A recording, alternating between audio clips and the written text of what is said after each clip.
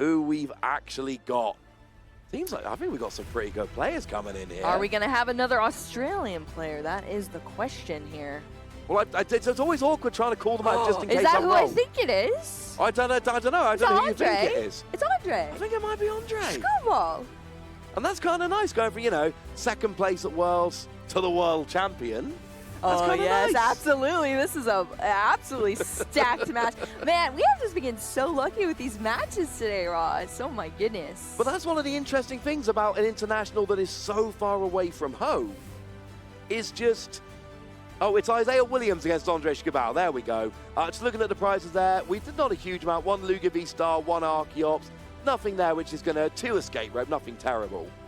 But one of the things which is kind of interesting here is that a lot of players who make this journey are players that have travel stipends, or they are that gosh darn good that they think they've got a real chance of winning. So it might be a smaller attendance in some of the internationals, but I'd hazard that the average player traveling is probably a little bit more confident in their deck choice. But we are off, and it looks like Ondrej is starting off with a Lugia. Yep, we are, and I mean, it looks like a lost box as well. So here we go, starting off on this Lugia here, Ondrej. Oh, this is going to be an exciting game for sure. At least getting off to a little bit of a good start here. Ultra Ball being able to discard at least 1 Archeops. You know, for the Lugia turn, you always just want to see as consistent of a turn 1 as possible. You want to get those Arceus into the discard pile, line up your bench as much as possible, but it is going to be a boss's orders. Discarded to that Ultra Ball as the second card choice. I'm sure a difficult decision. Didn't see what else was in the hand for Ondrej. Oh, and then getting out that Archeops to quick ball it right back out. So that's already great start, Ross, here. 2 Archeops that are going to be hitting the discard pile. 2 Lugia down. And I didn't even get a glance at the hand yet. I mean, this is basically everything you're looking for. If you're playing a Lugia, really all you want turn 1 is a Lugia V, a second if you're worried about it getting KO'd, or for some matchups you want to have that second Lugia V, and you want 2 Archeops in the discard pile ready to bring back with that Summoning Star. That's what you're looking for. That's all you're talking about. So to have that turn 1, like Ondrej couldn't really have done much more here. Yeah, it's going pretty swell so far. I assume we're going to see a lot of Lugias in the near future, but I'm interested to see how Ondrej's list tends to differ here. But this is a pretty solid turn 1, just a manual attach to that V-Guard energy and passing over to Isaiah Williams here on our opponent's side. So let's see how this turn 1 plays out for Isaiah. Oh, it's going to start out pretty nice, starting with that Battle VIP pass, so able to search out 2 basic Pokemon and just slap them right down onto your bench. Of course, we are going to be seeing the Lost Zone engine, as we notice by that Sableye being in the active position here. So we're probably going to be seeing some Comfeys come out of that deck.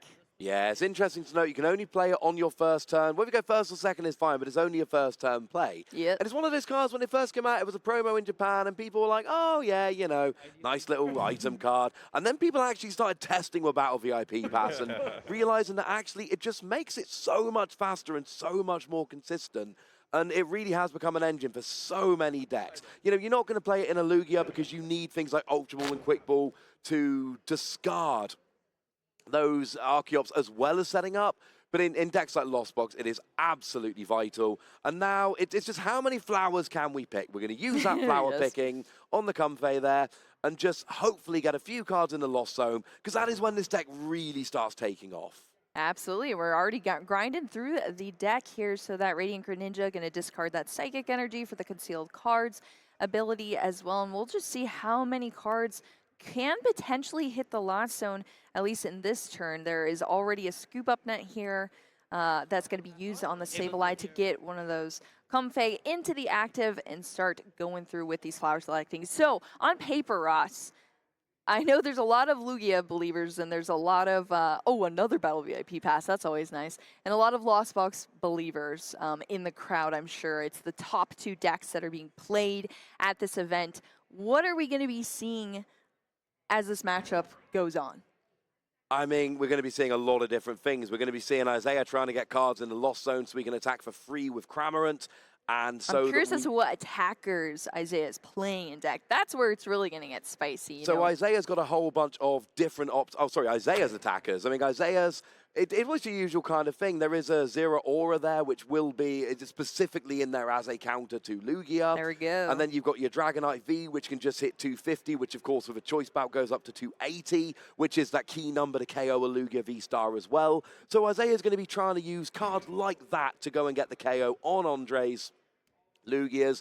But Ondrej's got a lot of single prize attackers as well, and this is a matchup where you want to be using things like that, potentially taking a double KO with Raikou, except the Manaphy's down, obviously the Manaphy's down, and just using things like Radiant Charizard, which are a little bit more difficult to KO, but still only give up one prize.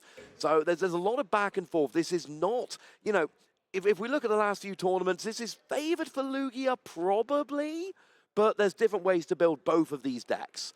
You've got to give the edge to Lugia overall, but it depends on the different decks, the different techs, and really, you know, how the decks start. Yeah. And certainly this turn one, Isaiah's been doing a lot of stuff turn one. Yeah, this is our second flower selecting, so 2 cards in the Lost Zone. As of now, we are going to see a manual attachment here onto that Radiant Greninja for turn as well, and I don't think I see any more pivot options, so it's just going to be a pass back over to Ondrej. So here we go, 2 Lugias down here, but yes, exactly, like you said, Ross, the Lugia almost converts into single prize attackers when it's going against single prize attackers because you do not want to get behind in the prize race. So I'm interested to see what the strategy here is from Ondrej in this match. But let's check out the hand first. There's a powerful color, there's a quick ball, and I believe that's a Marnie as well. Yeah, which is pretty much going to have to be played because Ondrej really There's doesn't not have much cards else. here, yes. So absolutely. And it's important to Isaiah wasn't able to go and get the Chorus's Experiment. That's what he really wanted last turn. That would have put 4 cards into the Lost Zone, which would have then opened up 110 damage from Cramorant, which would have been amazing. So that was a little bit of a whiff from Isaiah. And that's opened it up for Ondrej here. Because now Ondrej's on turn 2, got the Lugia, can go and get the V-Star. Yep. Obviously, that's a priority. There's already 2 Archeops. And then discard. Exactly. And then we start attacking. And then Ondrej takes the first prize. Yes. Yeah, and I mean, even if you're not attacking with the single prizers, as long as you're leading in the prize race, which is really what you want to see, you're winning at the game, you know? So, yeah, just as soon as you get attacking, you're going to be in a good position, especially seeing there's only 2 cards in the Lost Zone so far for Isaiah. So, ooh, here we go on Ondrej's side. I think that Marnie actually... I didn't see exactly what it was, but I mean, anything's better than the hands that was only 2 cards. Ooh, Stoutland V is going to come down. Also, a very, very pivotal card in this matchup. Oh, we see 2 powerful colorless energy coming down, and we got another Archeops. Of course, Stoutland does 40 damage base, but if you KO a basic Pokemon with Stoutland, you get to take an extra prize. 40 damage isn't much, but we've got 2 powerful colorless energy, which is 80 damage now, which means that that will get a 1-hit KO on that Comfy, but as a 2-prize Pokemon. And here's the thing. Huge. Oh, and then Double Turbo just as a little bit of a pivot there. So Ondrej is going to take the first 2 prizes off a Comfey. And does Isaiah have a response to this? And the answer is, it's going to be awkward. It's possible, but it's going to be awkward. Yeah, absolutely. Not 1, but 2 prize cards being down now. So definitely puts Isaiah in a back spot position that they now have to kind of catch up from. We are going to start off with that Hisuian Heavy Ball there, going into the prize cards, getting out a basic Pokemon that they find in there, and then replacing it with a Heavy Ball, or if there's none in there, it just discards. But yeah, I love that. The powerful, colorful energy. I feel like a lot of people don't really utilize it, or not utilizing it, but a lot of people underestimate where we're going to see that place. I mean, we saw it on our Archeops in the last match we saw. Yep. Now we're seeing it on that Stoutland, because that Stoutland can get beefy as far as damage goes. And the only answer Isaiah really has to it is Dragonite V. But in order to get Dragonite V, you need to use Mirage Gate. And in order to use Mirage Gate, you need to have 7 cards in the Lost Zone. Yep. Isaiah's only got 3. And the problem is, if Isaiah doesn't get a KO on the Dragonite this turn, you know Ondrej's going to try and use Stoutland again next turn. So now we're going to be going up to, I think, 5 cards in the Lost Zone. There's 3 in there at the moment. Yeah, so 2 are about to hit that off the Colress. Lots of energy in that, and another Colress as well in that Colress's Experiment. So this is kind of a difficult decision is what it's looking like. Well, we need 2 more flower selecting, and we need a Mirage Gate, and we need a Dragonite. And I don't think that's very likely, incidentally. Yeah. But that's how Isaiah gets a response on the Stoutland this turn. He's not playing a fighting-type Pokemon that's going to hit for weakness, so that's kind of it. And if you don't take out the Stoutland this turn, Ondrej's going to take 4 prizes with 1 Stoutland. And at that stage, this becomes a fairly quick game, potentially. Oh, yeah, absolutely. Once prize cards start getting taken, especially double prize cards off the Stoutland, things can escalate very, very quickly. So we are going to see this concealed cards, drawing another 2 cards here for Isaiah. Yeah, and that's fine, but we're not there yet. Is the problem? We need to. Oh, I do see the Dragonite in hand. Oranguru is also coming down here as well, so can utilize Primate Wisdom this turn potentially too. Yeah, there is a scoop up net in hand, so that's at least one pivoting option there for Isaiah. We need some lost zones here. There's that Primate Wisdom. So card from the hand going to the top of the deck, and the top card of your deck going to your hand. Switcheroo. But we actually need another Comfy right now, because there's only actually 1 Comfy on the board. And if you scoop up net, you can reuse the same one, but you still really need 1 to pivot in. Yeah, and that's rough too, having to scoop up net 1 that has an air balloon on it, because that air balloon would discard, so that is definitely rough. But we're just going to see the air balloon retreat into that Radiant Greninja. Who doesn't even have enough energy to attack right now. It's only got 2, so Isaiah's giving up. This is a really slow start from Isaiah, and with the start Ondrej's had, this is going to be pretty bad. Of course, the Radiant Greninja is out of range of the Stoutland right now, but all it's going to take is some kind of gusting option. If Ondrej is able to find boss's orders or something along those lines, that is going to be absolutely huge. Does play free in his deck, so it's possible to have it there. There are 2 Luminion in Ondrej's deck, which will have to go and find it. So it shouldn't be that hard to find. And I'm a very aggressive player by nature, not a control player. I like going full aggression when I'm playing. You're a Lugia player then, Ross. Yeah, I could do a bit Lugia. I like go a little bit weirder. Oh, it's sad to say, yeah, maybe some weird attackers in there. But if we can find a gusting option here, taking out, which we're incidentally the only Comfy on the board, Isaiah's still only got 5 cards in the Lost Zone. Mirage Gate is not on board. Sableye dropping 12 damage counters is not on board. The stuff Isaiah really wants to do is not on board. Yeah. If Ondrej can take out the last Comfy while going 4 prizes up, that is going to be huge. Oh, here we go. That double turbo energy being applied onto that Stoutland V that's in the active, and we still have another Archeops ability to search out even more energy from the deck here. So it seems like we might just be seeing an attack for 200, KOing the Greninja and taking 1 prize. It's fine. Or you could just see, that energy could be used to retreat and pivot into a Lugia or something like that. I mean, as long as we're taking Nox, I feel like Ondrej's in a pretty good position here, because taking out that Radiant Greninja too also limits Isaiah's ability to draw into more cards. So just not allowing them to really recover from this point of view either. And I like this. This is a really good play from Ondrej. Like, I want him to go for the treble Stoutland KO. Here but we what go. this does, we've got the KO, but it's not just the KO. It's a KO of a V-Guard energy. Yeah. And I said earlier that a Dragonite with a choice belt will KO a Lugia, and that is true. Unless Lugia has V-Guard energy, Isaiah can't really KO this Lugia at this stage. I would like to see a Dunsparce down to protect against Zera Aura, but even Zera Aura only does 220 with weakness, which would be 280 with a choice belt, which still wouldn't get the KO with that V-Guard energy in play. All right, so there we go. We saw the knockout there from Ondrej. So going down another prize card, and we're going to have to see some recovery. But as I was mentioning before, the Radiant Greninja is gone. So even less draw here on Isaiah's side, and we're going in with a flower selecting here. The choice is a choice belt. I believe it was an air balloon as well. Yeah, air balloon's always nice. It's a pivot option. It looks like Isaiah's scooping up his cards. Ondrej does take game 1, and I'm going to be honest with you, I can completely understand that. Yeah. Ondrej was in so much control, and with Isaiah having no option to KO that Lugia V-Star and being down by 3 prizes, this is one of those, you know what, let's go to game 2 situations. Oh, yeah, definitely. I mentioned this before. Our players here are going to definitely know when to scoop it up and go to a game 2, because they know what they're doing. They've navigated these matchups for plenty, hours and hours of play testing for this event. So we're just going to go into a game 2, and I'm sure it's going to be an exciting one, Ross. Hopefully we will see a little bit more of the cards fall into Isaiah Williams' favor here, hopefully, so we get some entertaining watches here, because I believe in Lost Box. I want to see Lost Box succeed.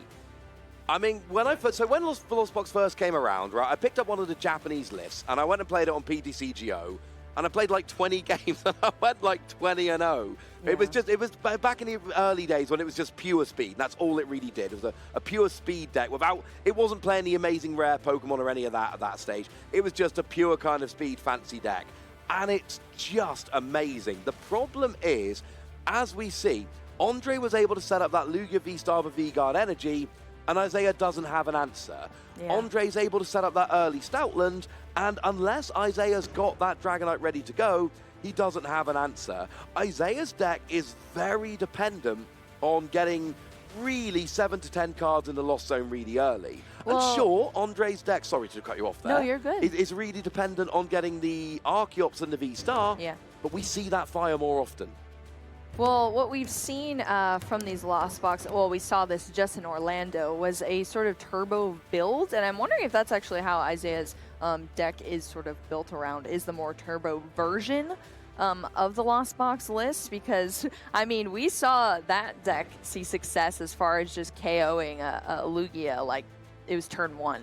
So if that happens, that would be pretty wild to see. But of course, you have to have the cards to be able to do that. Like you said, Ross, getting those Lost Zone cards into the Lost Zone as quickly as possible. But we are going to start over here on Isaiah Williams' side of the board with a Battle VIP pass. Radiant Greninja coming back. I mean, we saw it used to great effect in last game, so that is not surprising. Ondrej starts with that amazing rare Raikou, which on the one hand is a great card because it can take a double KO, 120 to the active, 120 to the bench. But also, Isaiah's going to put a Manaphy down, and also it's got 120 HP, so it's a really good Sableye target. So amazing rare Raikou is great as a surprise if your opponent doesn't have Manaphy.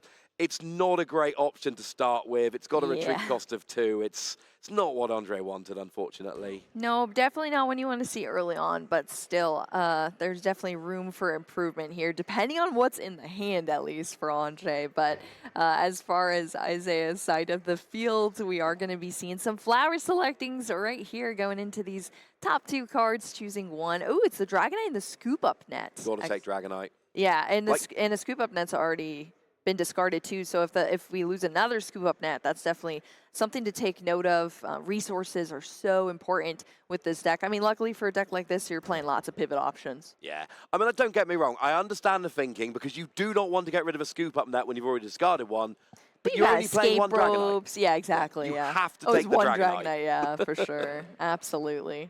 All right, so we are going to see the Oranguru come down, as well as a Zeraora too on the bench. So I think we saw the Primate Wisdom there from Isaiah as well. So switching the top card here. Ondrej taking a beat to read that Zeraora that is on the bench there from Isaiah's side. And the interesting thing is, that Zeraora, it's not great against the V-Star, especially with V-Guard Energy, but it is actually really good against the V.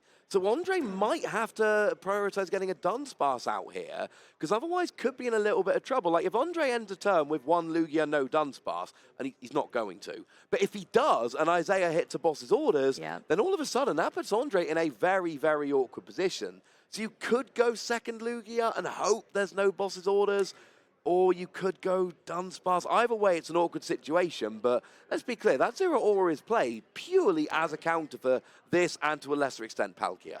Yeah, it's looking dangerous on the field there. Of course, it does 80 additional damage if you're attacking into a V, which would be 110 with weakness.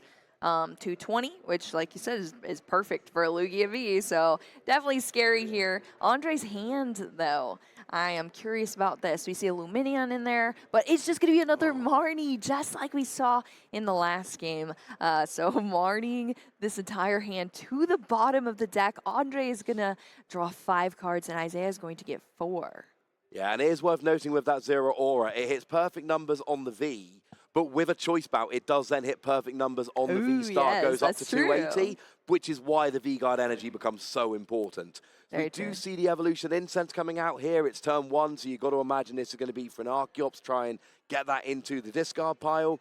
And you see the difference here. Going second for Ondrej, it's kind of awkward. Well, especially when you start the Raikou as well, that is definitely not what you want to see. But what you do want to see is an Ultra Ball, at least discarding those Archeops. Get that out of the way and hopefully salvage the rest of this game in board state pretty much. But yeah, I mean, there's only 5 cards drawn for Ondrej off that Marnie, so Ondrej's really going to have to make those 5 cards work this turn. And I mean, an Ultra Ball discarding 2 Archeops is a great way to start getting out that Lugia V-Star as well. Yeah, that's always a nice option. Of course, you do play Luminion if you're Ondrej, so that is... You don't really want to telegraph that you're grabbing a Luminion to use for next turn. True. But that is an emergency play, like if you're desperate for something. So we see a Lugia V coming down, and then, oh yeah, and it's awkward, because you know an energy in a boss's orders, and you are losing one of those Lugia. Yeah, absolutely, and it's just going to be a pass over back to Isaiah Williams, so let's check out what happens here on this turn. Draw for turn, of course, and what is the hand looking like? I see a Colress here in Isaiah's hand. Which you don't really want to play because you want to play boss's orders. So the Colress coming down here is actually a wonderful thing for Ondrej, because it basically says, although actually having said that, Escape Rope now becomes a really nice option. Because that would, actually only plays 2. So in game 1, both Escape Rope were prized. Not the case here. So an Escape Rope would be a very, very nice option. I'm lying, there's 4. There's 4 Escape Rope in the deck. Wow, that is consistency for sure. We're seeing 3 cards now in the Lost Zone here for Isaiah Williams as well. Colress has been played, utilized to its fullest, and then we're going to see a Captor Energy come down onto that Comfey, which means Cramorant here is coming out onto the field as well. Of course, Cramorant does need 4 cards into the Lost Zone. Yeah, and I do need to make a quick correction here. I mentioned a minute ago, V-Guard energy reducing damage from Zero Aura. Obviously it doesn't. It's literally called it blocks V-Guard energy. The clue is in the name. Sorry about that one. That was a bit of a silly. I'm going to own that one. Yeah, the clue is really in the name for that one. So that does actually make Zero Aura a very, very good option against something like Protects a Lugia. bees from bees. Also, it's a reason why the Dunsparce hitting the board would be a very, very good option there. Oh, yeah, absolutely. So it does seem like there's a little bit of a discussion being had here, but it seems like it's all sorted out now. I think Isaiah's just deciding what to Primate Wisdom right now off the Oranguru. So we're just choosing what card to go to the top of the deck to draw into another card from the deck. So, all right, here we go. That flower selecting is going to secure that 4th card into the Lost Zone here for Isaiah Williams. So, and of course the Captor Energy is already on that Comfey as well, allowing it to pivot out of the active position too. So we are going to see, wow, we could see a couple different things here, but that Cramorant is definitely online now for Isaiah.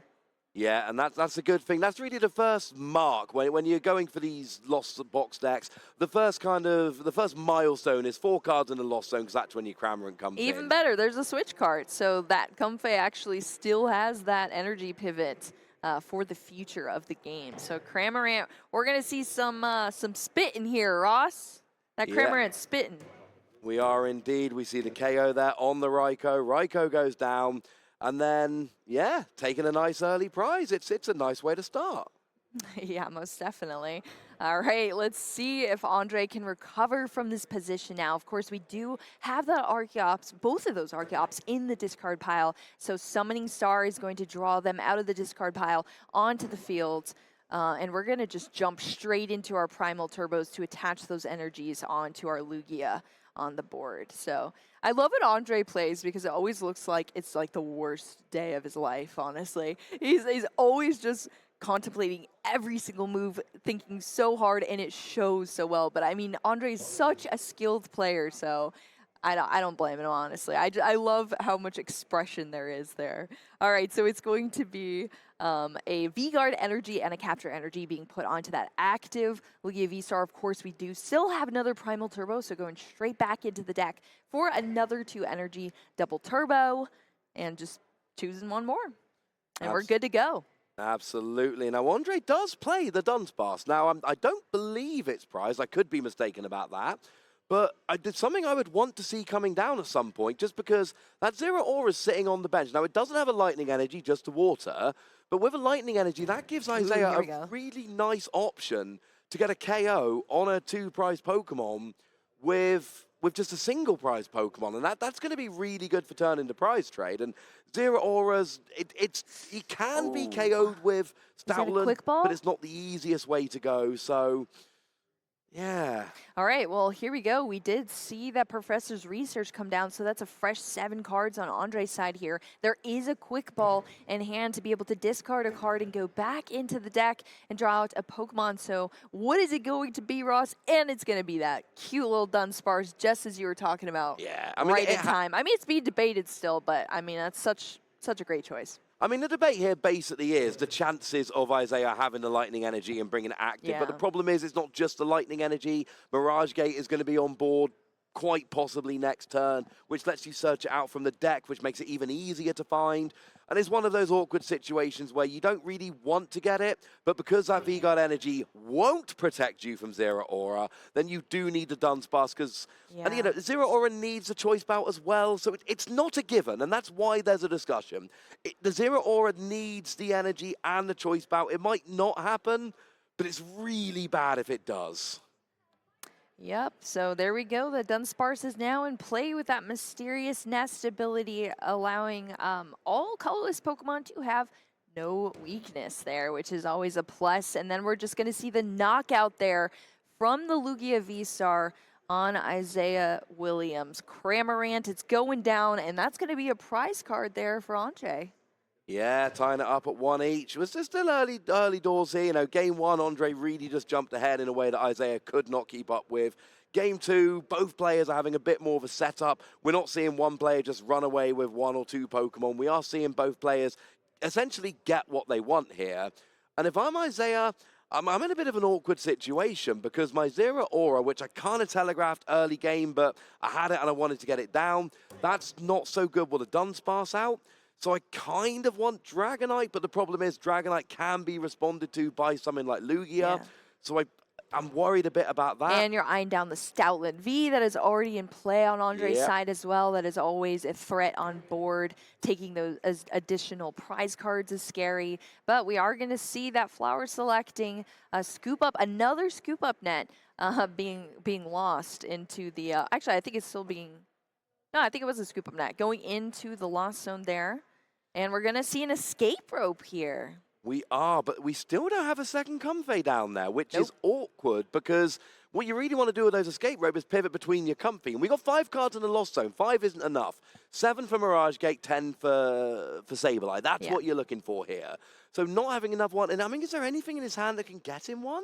We do see a Chorus's Experiment. There's a lot of cards in that hand, for sure. There are a lot there. But, you know, that Comfey's going to have to switch as well. So, now this I really like, because now there's a Lugia V coming up, and it's a lot weaker. Now, it's still got the Dunsparce weakness protection, but it is at least a lot weaker. So that Zero Aura comes up, and maybe we could see an attack into the Lugia with the Zero Aura, try softening that up a little bit.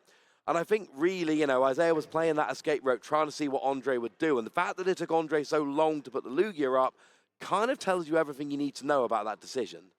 Yeah, of course, Escape Rope, your opponent does have to choose first, which kind of lets you better strategize who you choose to promote. And it kind of throws your opponent off kilter a little bit in some games, because it's like, oh, this is a tough decision. Who do I choose? And sometimes it's the wrong choice, but that Lugia V now is in the active position there for Ondrej. We're seeing a Chorus's Experiment. Manaphy is hitting that Lost Zone and a Capture Energy as well, bringing that Lost Zone up to 7 cards total now. The lucky number 7.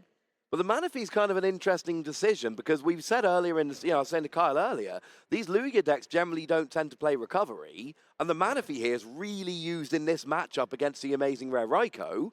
With the Raikou having already hit the discard pile, you don't need Manaphy anymore. So it's nice to have those easy choices off of those Chorus's Experiment to know, well, their Manaphy's no good anymore, so I can just get rid of that and jobs are good. And yeah, most definitely, but still... uphill here, of course, with these Lost Zone decks. You have to sequence everything absolutely perfectly, and we're going to see that Mirage Gate now being unlocked with those 7 Lost Zone cards now in the Lost Zone. So we are going to see 2 different types of energies come out onto the field and being placed on that Radiant Greninja, which can be a fantastic attacker in these matchups. It can, and there's no Manaphy on the board, and it will KO Dunsparce. It won't KO anything else, but it will Yes. get what? But it'll get 90 damage Takes somewhere. that Dunsparce off the field too, which is huge. And what do we just say about Lugia decks not playing recovery? So when that Dunsparce goes down, all of a sudden Zero Aura is kind of opened up as an attacker again very nicely. And I'm just checking Ondrej's list, making sure I'm not missing something obvious here, but we don't see those cards like Goldenrod, like Clara, because generally one of each of these cards is enough throughout the game. Well, it's unfortunate too because Ondrej actually does have the Manaphy in hand as well. So if the Radiant Greninja attacks and there's no bench protection, it's one time too late. But also you have to make sure that you're placing your Manaphy in the absolute perfect scenario when you are going to face some sort of major bench damage. And these Lost Zone decks can have so many different attackers. You never know what's going to come out of them that, you know, sometimes you got to hold off on it. So we'll see what happens. Absolutely. We've seen reaction replays. So, you know, the Zero Aura's out, so Ondrej gets the Dunsparce. Doesn't get the Manaphy because not too worried yet. You know Manaphy's going down next turn. Like, there isn't actually a bench space. But if there was space for a Manaphy, Ondrej would... And that's why the Manaphy isn't down, incidentally. There is no yes, bench I space. didn't even see this. I didn't even see that. The Lugia, I was thinking was, that's just the discard pile. But I forgot Ondrej plays with the discard pile on the opposite side. I am so silly. Absolutely, you're right. And it still hurts, though, seeing I have a Manaphy in hand, and I am about to get bench damage. Always hurts, for sure. And that's what we're going to see. But this is why it had to be like this. Isaiah had to do it in... Oh, no, he's just there drawing cards to free energy, boom, KO. Because you can't tell your opponent it's coming, because if you tell him it's coming, the Manaphy will come down. Obviously, we know the Dunsparce is going. As for the other one, onto the Lugia... I quite like this. It means if you want to get it with a Zero Aura, you no longer need to find that choice belt. Absolutely. That was the Moonlight Shuriken attack off the Radiant Greninja. So doing 90 damage to 2 of your opponent's Pokemon, but you also have to discard 2 energy off of the Radiant Greninja as well. So those energies are going to be hitting the discard pile, but usually Lost Zone decks play a lot of energy shuffling or recovery sometimes, so or ordinary rods, things like that. So it shouldn't be too big of a deal, and lots of energy in general to get those back. Yeah, there's a couple of ordinary rod and an energy recycler in the deck. Yeah, so we're chilling. Yeah, he's not running out of energy anytime soon. Not to mention, of course, you know, we've always got stuff like Training Court, which will literally get an energy back from the discard into your hand. So, yeah, Isaiah's not worried at all about losing that energy. The energy will come back. Yeah, and absolutely. And now Isaiah is both leading in prize cards, and that Dunsparce is off the field now as well, which, again, opens a bench space up for Ondrej too, but we'll see what happens in this turn. We're starting off with that Primal Turbo, searching out those 2 energy from the deck and going in for another 2 energy, and this is how Lugia works here. Using those Archeops, you can pretty much charge up anything you want on your field and hope it plays into your strategy well enough to win you the game here. So there's 2 powerful, colorful energies, colorless energies being eyed up right now from Ondrej. At least one going down onto the Stoutland V now. That Stoutland was utilized so well in our first game that we saw between these players to take those additional prize cards. So we'll see if it plays out the same way for Ondrej in this round, and we can see some extra prize cards to maybe turn the tables here as well.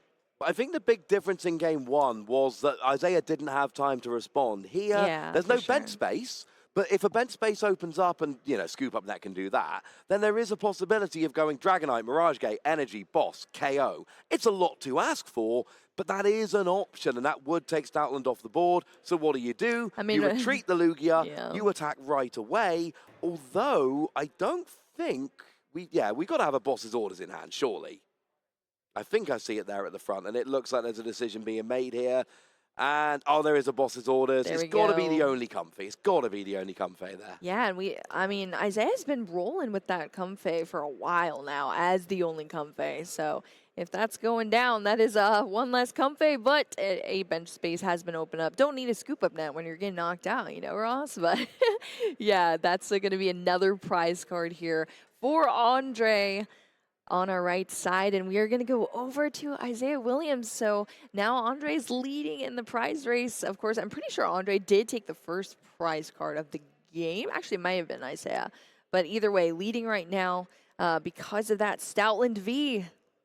But the thing Such is, a great card. It's such a great card. But you're not so worried about a Dragonite now. Like, if you're swapping 2 prizes for 2 prizes, that's not the end of the world. Yeah. What you don't want to do is have the Stoutland taken out before it's done anything good. And if we look at Ondrej's board, sure, it's damaged, but you got that Lugia V-Star kind of ready to go there. And you've got your Archeops out, so you can start playing around with some of these other attackers if you wish. Radiant Charizard can start coming out, and it's got a lot of hit points. And it can take a hit from pretty much anything in Isaiah's deck at this stage. Or indeed, it could respond to a Dragonite, for argument's sake. And that's kind of what Ondrej's doing here, is just setting up kind of, I've got responses to anything you've got. Yeah. Your best response to a Stoutland is a Dragonite, but I've got either Lugia V-Star or Charizard that can respond to your Dragonite. So both of these players, this is the kind of matchup where you're trying to think several turns ahead. What is my opponent going to do? And when I respond to that, how are they going to respond? And certainly, I'm liking Ondrej's setup here a lot better than I'm liking Isaiah's. Yeah, but the hand is pretty stacked here as well for Isaiah. We have Mirage Gates. There's tons of Comfeys in hand as well. Lost Zone is only at 7 as of now. And of course, you need 10 to unlock that Lost Mine for Sableye. But who needs Sableye when you have Snorlax?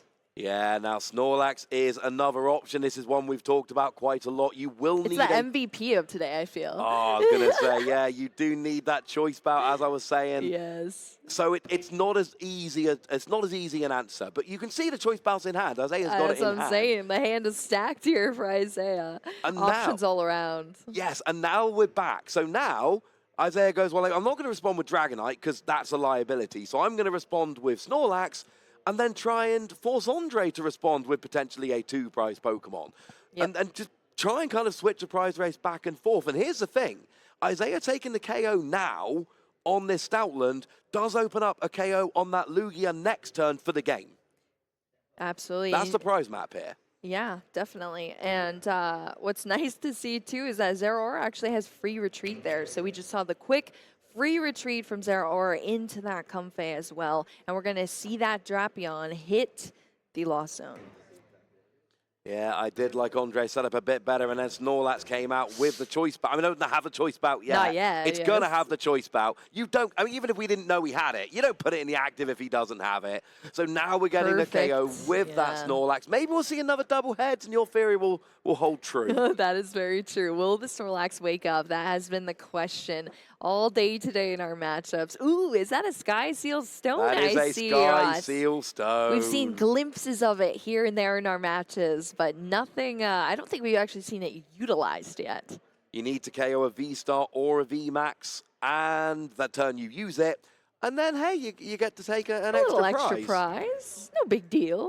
Well, it kind of isn't a big deal, honestly, because if you KO the Stoutland, you've got 2 prizes remaining, so you don't need an extra prize off the Lugia. Yeah. So it is actually just being stashed on the Greninja to get it out of your hand. It's not going to do... It could have done. It's too late. It's not actually doing anything this game. It is unfortunately irrelevant. But it's always interesting to see it being slotted into these decks. I was hoping it'd make an appearance, and we've seen it so far, which is pretty nice.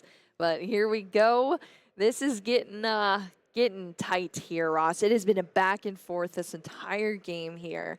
And that Snorlax sleeping away, but is definitely doing tons of damage.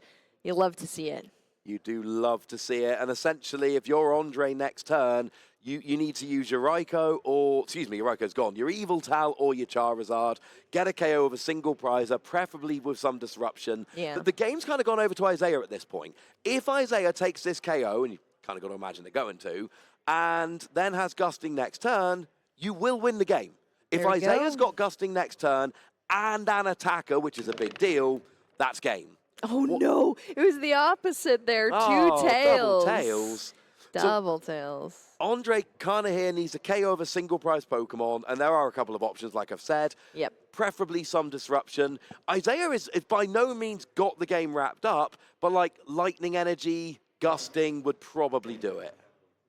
Yep, and it is going to be that Archeops that's taking the active position here on Ondrej's field. As we were talking about, single prize Pokemon, that is a potential attacker in this deck that we have seen utilize here and there in this Lugia V-Star deck. Like we were talking about before, if you aren't using the Stoutland to take those extra prize cards, you're pretty much just pivoting your deck late game into single prize attackers to match up and be able to balance yourself out with going against single prize attacking decks. So this is going to be a choice here for Ondrej. Of course, I think there's still plenty of energy in the deck, but maybe not, actually. Well, it's two powerful colorless. That's what we're looking for. With two powerful colorless energy, this will actually get a KO on the Snorlax. That would absolutely do it, because Snorlax has, if I'm not mistaken, 150. 150, yeah, you're right. And it'd be doing 160. Oh, and he's got the two powerful colorless. This is going to work! You need a third energy. No, there is a third energy. Oh, this is exactly what Ondrej needed. Doesn't need to go fancy with a Charizard. Archeops will do fine. The problem is, and you see this is what Ondrej's thinking, I imagine, you need some disruption as well. Because all Isaiah needs to do is Lightning Energy, gust up the V-Star, and that will still be the game.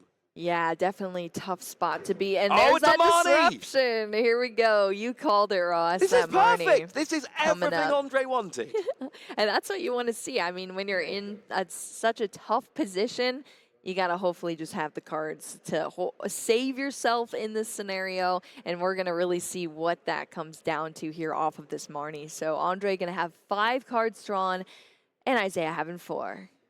Yeah, and I kind of sneaky love this matchup. It's like I've been saying all the way along. It's reacting, and it pivots. It keeps pivoting. Yeah. It's constantly just trying to respond to what everybody's doing here, and it's a really fun matchup in that regard. So we do see a Lost Vacuum here, getting rid of the Sky Seal Stone. Yeah. Not going to make a huge I was about difference. to say, not super applicable there, but still. So research is going to be discarded there on Ondrej's side for that Sky Seal Stone, and that Archeops is fully charged, ready to go, but is there some sort of, well, there's a boss and a Professor's Research in hand for Ondrej for next turn, but that's pretty much it. I didn't even see the third card in hand, but there's nothing that's going to make a huge difference this turn. Ondrej essentially is now just thinking, please don't have Lightning Energy gusting, because if Dunsparce was out, Ondrej's basically got this game sewn up at this stage. Yeah. Well, barring a Dragonite play, actually, Dragonite would still win the game. But that would be so much more difficult to pull off. You love your Dragonites, Ross. I love it. We've got Dragonite projected giant on the wall behind Isaiah. And we've not seen it once in 2 games. I know. I want the Dragonite. I know. And it's a good attacker. It's a good show, too, yeah. When we get to see that Dragonite come out, it's definitely always a good time. All right, here we go. We're back over to Isaiah. So this is it here, Ross. What is Isaiah going to do on this turn, and are we going to see 2 prize cards taken for the win? Because if we don't see that, Ondrej is only 2 prize cards away from the win as well, but of course matching up against only 1 prize Pokemon. So I'm curious to see how this unfolds. I mean, Isaiah's going to dig. That's what we're going to see this turn, Boo. Sure. We're going to see Isaiah digging. It's Lightning Energy gusting. That's what we're looking for here. That would get the KO on the Lugia V-Star. And it was several turns ago that 90 damage was dropped by the Radiant Greninja. Yeah. And that is huge, because now we don't need to see the Choice Belt, which would be an extra... Oh, that is not a good hand, though. Yes, we've got the Lightning Energy, but the thing is, you don't really want to drop the Lightning Energy for fear of it being... Oh, no. It's just going to be discarded Oh, now he's got the boss's orders, but he doesn't have the energy anymore. Oh, but he's got Training Core. So Training Core gets the energy back. Energy goes on. Switch card and boss's orders. KOs the V-Star, and we're going to a game 3. Oh, I am so excited, Ross. I mean, I love this, that so many of our matches here are going to game 3s today. This has been a blast so far to cast. But like you said, Ross, I'm pretty sure Ondrej did everything in his power to do the best with the cards that were dealt there. We saw the disruption.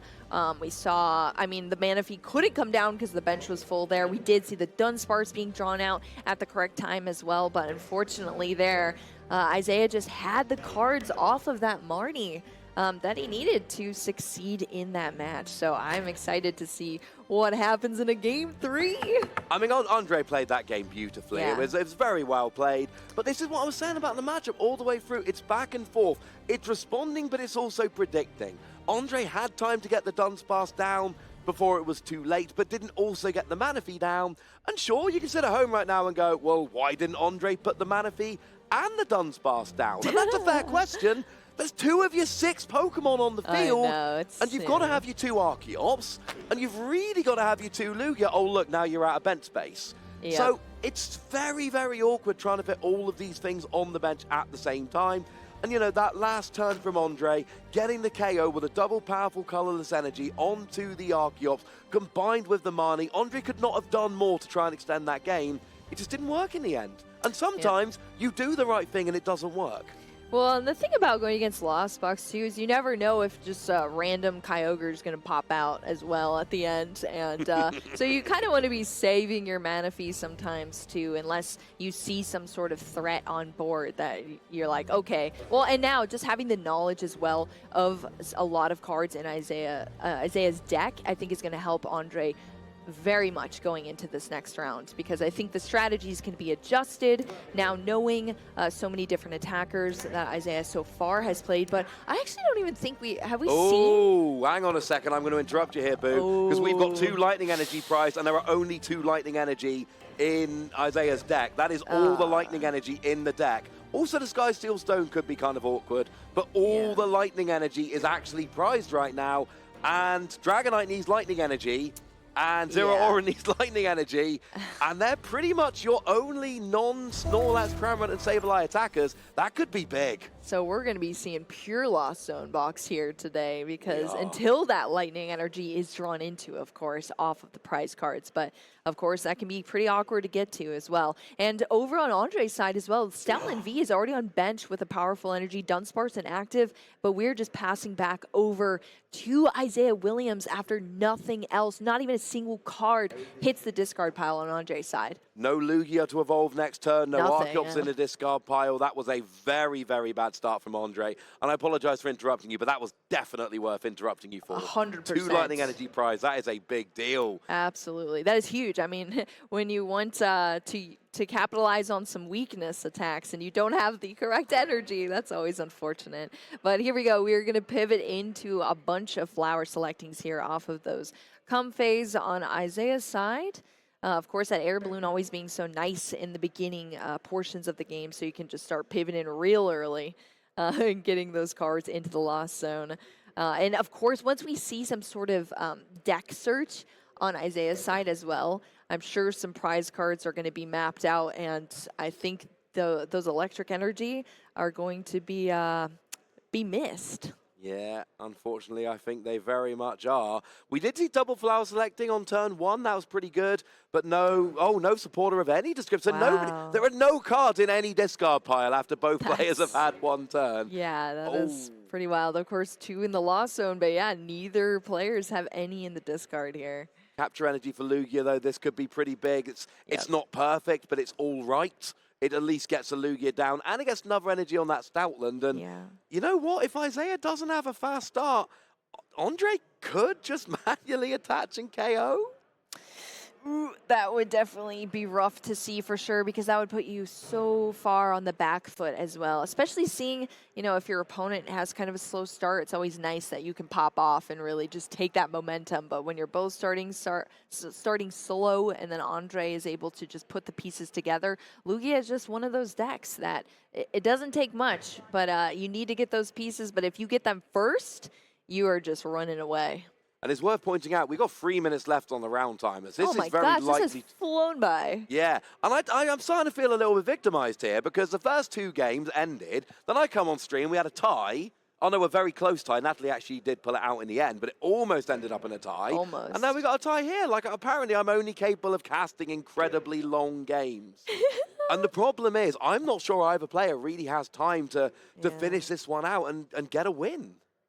Yeah, absolutely. Especially, you know, if Isaiah has so many cards that can be drawn, or Pokemon that can be played down onto the bench. Yeah, I don't know. I mean, we might be able to see something spicy happen on Ondrej's side, but no, I don't think so. With only 2 minutes left on the clock, I don't think there's going to be enough time to actually see. But, of course, once we go to time, it does go into 3 turns total, in addition to the rest of the game. So we'll see. Maybe things can be be settled in those 3 turns, but I don't know. I think if anything, Ondrej is going to have sort of the upper hand if we are going to some sort of time. Well, there is a route, and it's a route that makes me extremely happy, and that is Turbo Aggro Stoutland. Yes. 3 Stoutland attacks in a row. Ondrej's probably got just enough time for that, and that would do it. Problem is, there's no way Isaiah is going to let him do that. He is going to make sure that there are bigger Pokemon on the field, and he's going to take away those obvious Stoutland targets. Yep, but here we go. We're just grinding through these flower selectings. There's 4 cards now into the Lost Zone here. Another Comfey hitting the bench. Yeah, more flower selecting coming, but the problem is Isaiah wants a couple of turns to kind of get this rolling and maybe poke with Cramorant, you know. I can see a Cramorant KO on a Dunsparce. That could certainly happen, but that's not going to get Isaiah close to winning the game in the time that is allotted, and that's the problem here.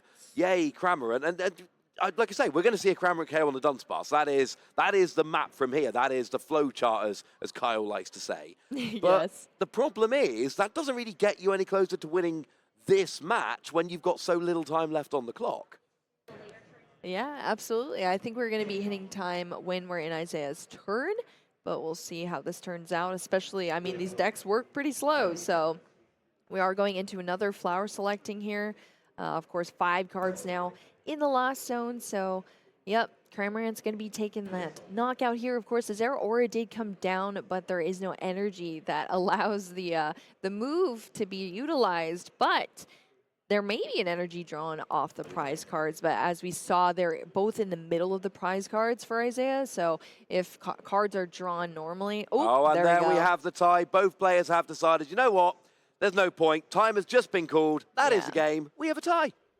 There we go. Yeah, look at that. Showing off that there's two energy in my discard pile there. Isaiah just pointing that out there. There we go. We're going to have our first tie of the day, Ross. That was a long one for sure. But if you're Ondrej, you've got to feel kind of bad about that last game because you're looking and going, wait. I'm playing against this Lost Box that doesn't have any lightning energy, and we don't have time to finish the game. You've got, you know, we saw how game 1 Ondrej ran away with it. Game 2 was this amazing close back and forth game that Isaiah just kind of snuck out. And then game 3, you've got to think Ondrej Skubal was going to be the massive favorite for that game. Yeah, I mean, a world champion, last world champion, I should say. Reigning world champion. Yes, exactly. Reigning world champion. Someone we always love to see. And we don't really get to see him very often either. So it's always nice to see him play for sure. I mean, on the European circuit, I think we see him a little bit more that's true. often. Yes, well, I'm never over there on the European circuit, so I suppose that is true, Ross. Yeah, you're more familiar, I'm sure, with a lot of Ondrej's plays than me. Yeah, absolutely. And, you know, Ondrej, you know, I'm very familiar with some of his teammates as well. He's just a phenomenal player. And, you know, starting off at 301 is fine. Yeah. It's not ideal. You know, we're looking for 19 match points to make it into day 2. So you're looking for that 6-2-1 record. So you can have a tie. It basically means you can still lose 2 games and get through. But the thing is, with these day 2s as they are at the moment, you just go into more Swiss. So the more match points you get in day 1, the easier it's going to be to convert that day 2 finish into a top 8 finish. And let's face it, for some players, and this is not a good or a bad thing, some players want that day 2. Some players who haven't had that success, who might be newer players, they want to make that day 2, and that for them is the accomplishment, and that is a great goal of which everyone should be incredibly proud. Absolutely, yeah. There are other players like Ondrej Skubal who literally went and won the World Championships, and they've got to that point in their playing career where day 2 is no longer the goal. The goal is winning. That's what they're looking to do here. Yep, and that's how the decks are formulated. Whether you're going for points versus going to win, a lot of the deck choices come into play for that too. That's when we get to see really the exciting part about, especially these international championships. We get to see those surprise factor cards that can potentially come out of the woodwork. We get to see those little tiny decisions made here and there that maybe this just puts me over the edge in certain matchups. And that's the most exciting thing for me, I think, Ross. Of course, as we've talked about so much, this format is so ironed out. Hopefully we'll see some surprises here and there. I think the most exciting thing we saw in Orlando was probably the leafy camo poncho. that was a treat, but I'm pretty sure that it was said to be like useless in the deck that the player played it in. So, Aw. yeah. It's always a little disappointing when that But happens. still, the innovation is always nice to see, you know? It absolutely is. And I said this during the game, I really like the Lost Box Lugia matchup. It's not really, now I still think Lugia's probably, if you put them side by side, Yeah. we've seen this over the past few tournaments, Lugia has been the most successful deck.